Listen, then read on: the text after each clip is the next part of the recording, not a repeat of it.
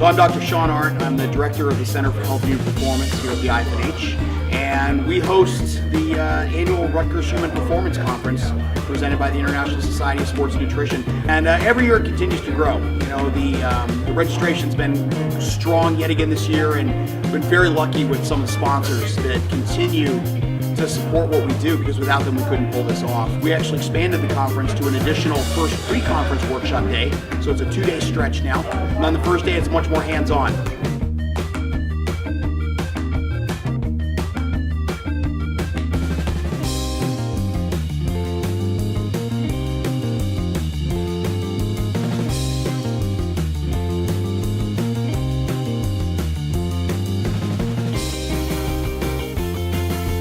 You know, I hope that Rutgers community appreciates what we bring to this, because we're really trying to bring in national and international level speakers for a university conference. And you know, when we're attracting 150 to 180 or more individuals to come, it's fantastic. And I think that it really shows the reach and the ability of sports science and human performance and what we're really expanding on.